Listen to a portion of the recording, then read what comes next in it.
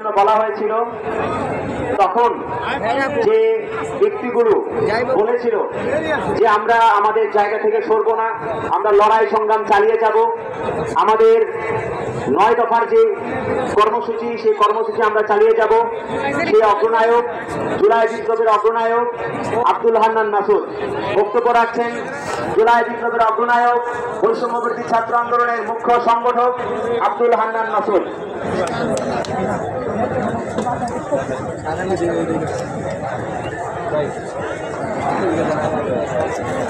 প্রিয় দেশবাসী,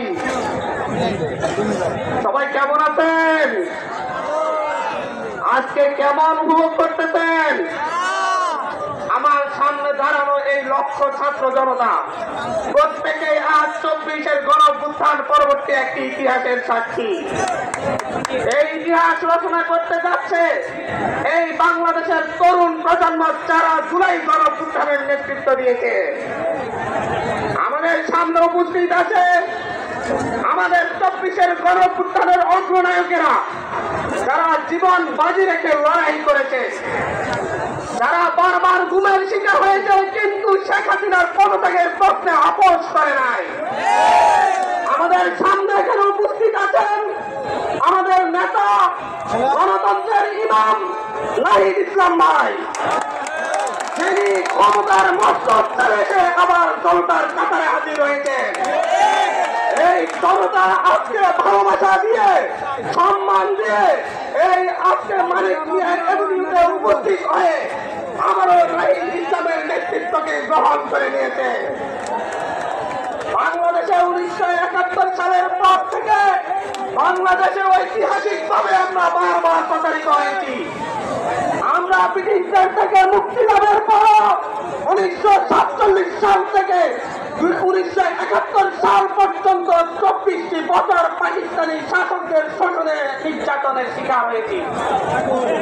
আমাদের শহীদেরা, আমাদের 71-এর বীর সেনানীরা জীবন দিয়ে লড়াই করেছিল, 30 লক্ষ মা বোন জীবন দিয়েছিল শুধুমাত্র একটি স্বপ্নে, স্বাধীন বাংলাদেশ স্বাধীনতার প্রশ্নে, গণতন্ত্রের প্রশ্নে তারা জীবন দিয়েছিল।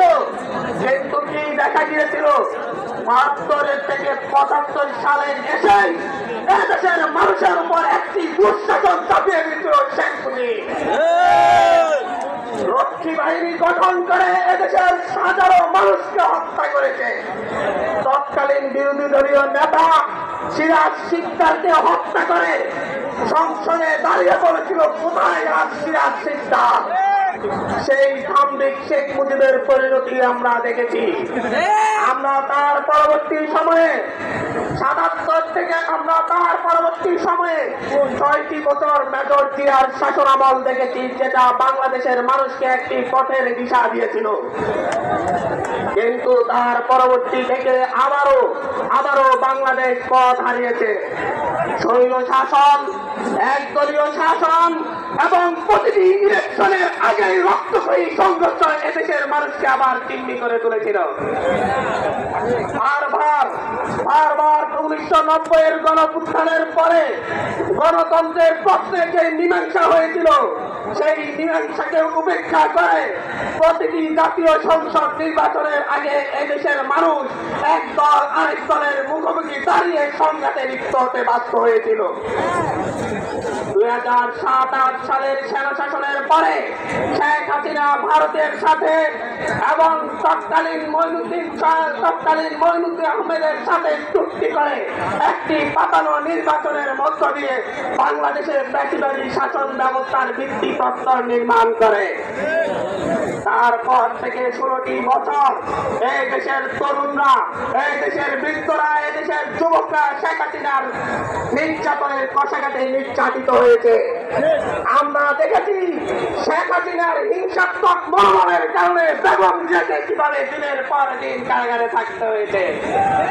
আমরা দেখেছি কিভাবে এদেশের বিরোধী দলীয় নেতা কর্মীদেরকে খুন করা হয়েছে। আমরা দেখেছি শুধুমাত্র বিরোধী মত পোষণের কারণে এদেশের মানুষের উপর কেমন নির্যাতন চলে আসছে। তার পরবর্তীতে তার এই ধারাবাহিকতায় বাংলাদেশের মানুষ এই মঞ্চে উপবিষ্ট তরুণদের নেতৃত্বকে মেনে নিয়ে শেখ হাসিনার বিরুদ্ধে রাজপথে নেমে একটি সফল গণঅভ্যুত্থান পরিচালনা করে। তার মধ্য দিয়ে শেখ হাসিনা সহ তার দুঃশাসনের সঙ্গীরা এদেশ থেকে পালিয়ে তাদের দাদা বাড়িতে আশ্রয় নিতে বাধ্য হয়। আজকে এই দেশবাসীর সামনে উপস্থিত হয়ে বলছি, আমরা আমাদের নতুন দলের পক্ষ থেকে কথা দিচ্ছি, আগামীর বাংলাদেশ গণতন্ত্রের বাংলাদেশ হবে। আগামীর বাংলাদেশে তরুণরা নেতৃত্ব দিয়ে চাঁদাবাজ দখলদার মুক্ত বাংলাদেশ কায়েম করবে।